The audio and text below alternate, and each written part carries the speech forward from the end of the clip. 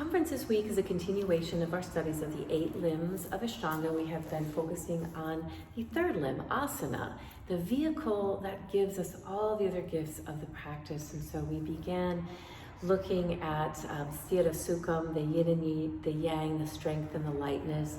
And last week we moved into Uddiyana Bandha, which is this flying upward of the abdominal region so that we're pulling in our center and reaching out in every pose from that center point. This week we're moving into the 2nd bandha, which is takes a little bit more skill, is Mula Bandha, which is the lifting of the pelvic floor and the contraction of the perineal muscles.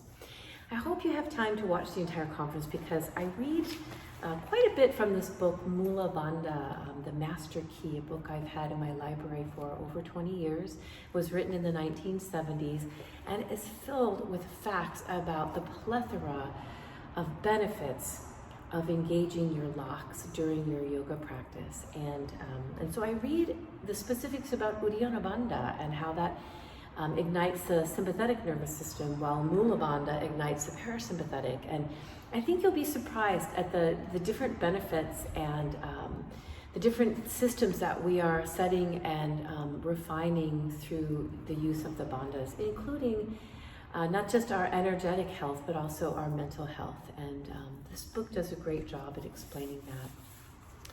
But just for our shorter video, I wanted to read to you a little bit from the book that's more of just a general understanding of the bandhas. He says the concept of the lock. In modern yogic literature, bandha is defined simply as lock.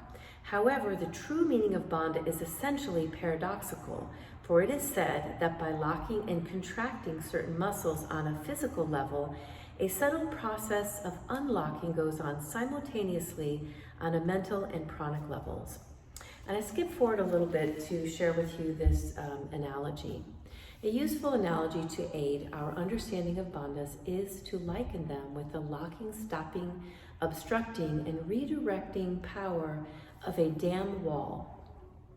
Energy, physical, mental, and psychic, is centralized and focused at the site of contraction so that it will be redirected for useful work and directed by the controller, so that's us.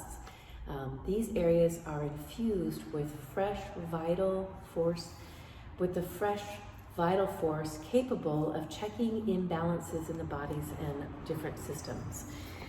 And again, I read more, and the physiology is fascinating to understand why yoga really is one of the most healthy sciences and practices that we can do. It is our medicine. So join me for conference and get a more in-depth look at why yogis focus on the core of their body and move and breathe from the inside out.